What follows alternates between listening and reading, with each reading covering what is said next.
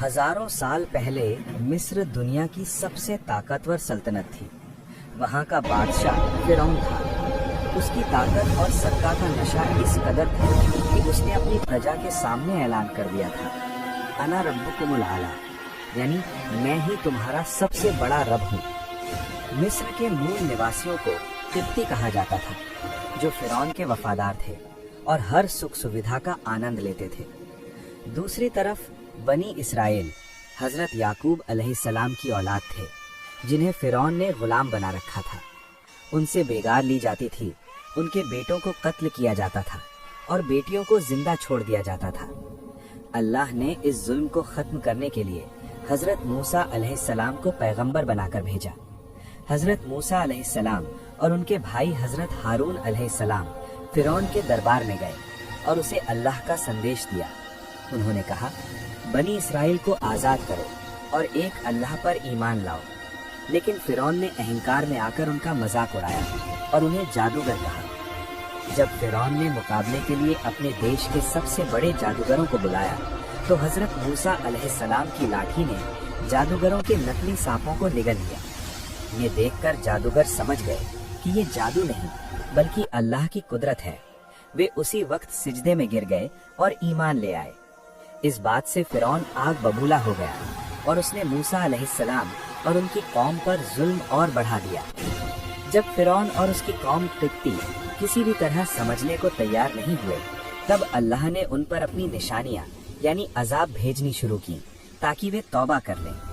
पहले मिस्र में सूखा पड़ा और फिर एक भयानक तूफान आया।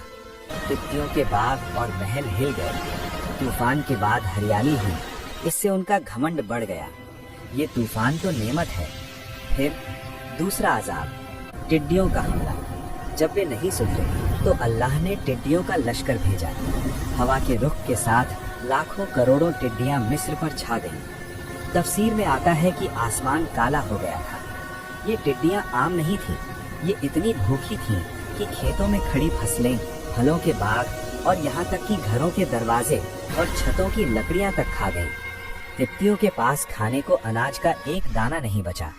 जब भूख से बिलबिलाने लगे तो वे दौड़कर हजरत मूसा अलैहिस्सलाम के पास आए और कहा, ए मूसा, अपने रब से दुआ करो, इस बला को टाल दे।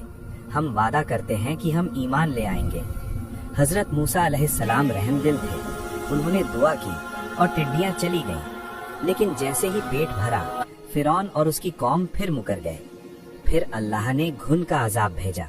ये छोटे कीड़ों का हमला था। ये कीड़े उनके अनाज के भंडार में घुस गए और सारा आटा खराब कर दिया। साथ ही ये कीड़े फिरौनी किप्तियों के बालों, कपड़ों और बिस्तरों में घुस गए। वे बदन खुजाते खुजाते लहूलुहान हो गए। न वे सो सकते थे, न सुकून से बैठ सकते थे। परेशान होकर फिर माफी मांगी, अजाब हटा और फिर वादा तोड़ दिया। फिर इस बार अल्लाह ने एक ऐसा अजाब भेजा जिसने उनकी जिंदगी हराम कर दी। मेंढक। अचानक दरियाए नील से इतने मेंढक निकले कि जमीन नजर आना बंद हो गई। ये अजाब बहुत घिनौना था। रिवायतों में आता है कि फिरौन कोई किप्ती खाना खाने बैठता तो निवाला मुंह तक ले जाने से पहले ही उसमें मेंढक कूद पड़ता। वे हांडी खोलते तो मेंढक, बिस्तर पर लेटते तो मेंढक, यहाँ तक कि वे बात करने के लिए मुंह खोलते तो डरते कि मेंढक मुंह में न चला जाए। अजीब बात ये थी कि ये अजाब सिर्फ किप्तियों के घरों में था। पड़ोस में रहने वाले बनी इसराइल सुकून से थे।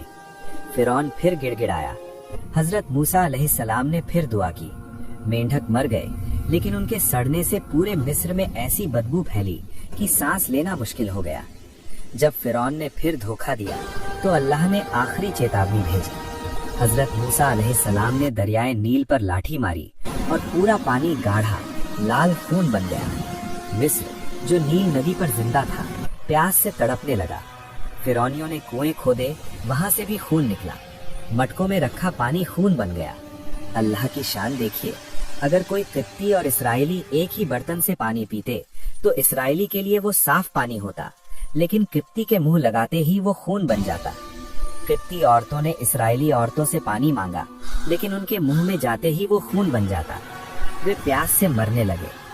7 दिन तक खून पीने की कोशिश करने के बाद फिरौन ने कसम खाई कि इस बार वो पक्का बनी इसराइल को जाने देगा। अजाब टल गया, لیکن فرعون کا دل پتھر ہو چکا تھا. اس نے پھر انکار کر دیا. اب اللہ کا فیصلہ آ چکا تھا. اللہ نے حضرت موسیٰ علیہ السلام کو حکم دیا, میرے بندوں یعنی بنی اسرائیل کو لے کر راتوں رات نکل جاؤ. لاکھوں کی تعداد میں بنی اسرائیل مصر سے نکل پڑے. جب صبح فرعون کو پتہ چلا تو اسے لگا کہ اس کی جاگیر لٹ گئی. اس نے ایک وشال لشکر تیار کیا جس میں ہاتھی, گھوڑے اور رتھ شامل تھے اور ان کا پیچھا کیا. بنی اسرائیل چلتے چلتے بحر کلزم کے کنارے آ گئے. آگے گہرا سمندر تھا, پیچھے فرعون کی موت برساتی سینا. لوگ ڈر کر چیخے, اے موسیٰ ہم تو مارے گئے. لیکن حضرت موسیٰ علیہ السلام کا ایمان پہاڑ جیسا تھا. انہوں نے فرمایا, کلا ان معی ربی سیہدین, یعنی ہرگز نہیں, میرا رب میرے ساتھ ہے, وہ ضرور مجھے راستہ دے گا. اللہ نے حکم دیا, اپنی لاٹھی سمندر پر مارو. بیچ میں سوکھی سڑک بن گئی. بنی اسرائیل تیزی سے اس راستے سے گزرنے لگے. جب فرعون وہاں پہنچا تو اس نے دیکھا کہ سمندر میں راستہ بنا ہوا ہے. اس کے اہنکار نے اسے سوچنے کا موقع نہیں دیا. اس نے حکم دیا, پکڑو انہیں, سمندر بھی میرے ڈر سے راستہ دے رہا ہے. وہ اپنے لشکر کے ساتھ سمندر کے بیچوں بیچ اتر گیا. جب بنی اسرائیل کا آخری بچہ سرکشت دوسرے کنارے پر پہنچ گیا اور فرعون اپنی پوری فوج کے ساتھ سمندر کے بیچوں بیچ تھا, تب اللہ نے پانی کو حکم دیا, مل جا. پانی کے پہاڑ گر پڑے. لاکھوں ٹن پانی ایک ساتھ فرعون اور اس کی فوج پر آ گرا. جب فرعون ڈوبنے لگا اور موت کو سامنے دیکھا تو اس کا سارا اہنکار ختم ہو گیا. وہ چیخا, آمنت انہ لا الہ الا الذی آمنت بہ بنو اسرائیل وانا من المسلمین, یعنی میں ایمان لایا کہ اس کے سوا کوئی معبود نہیں جس پر بنی اسرائیل ایمان لائے ہیں, اور میں مسلمانوں یعنی فرما برداروں میں سے ہوں.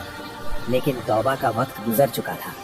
حدیث میں آتا ہے کہ جبریل علیہ السلام نے سمندر کی مٹی اس کے منہ میں ٹھوس دی تاکہ وہ رحمت کی دعا نہ کر سکے.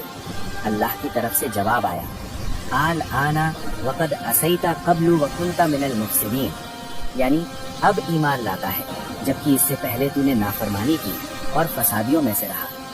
فرعون ڈوب کر مر گیا لیکن اللہ نے اس کے جسم کو بچا لیا. قرآن میں اللہ فرماتا ہے, فَالْيَوْمَ نُنَجِّيكَ بِبَدَنِكَ لِتَكُونَ لِمَنْ خَلْفَكَ آیَةً, یعنی آج ہم تیرے بدن کو بچا لیں گے تاکہ تو آنے والی نسلوں کے لیے نشانی بنے.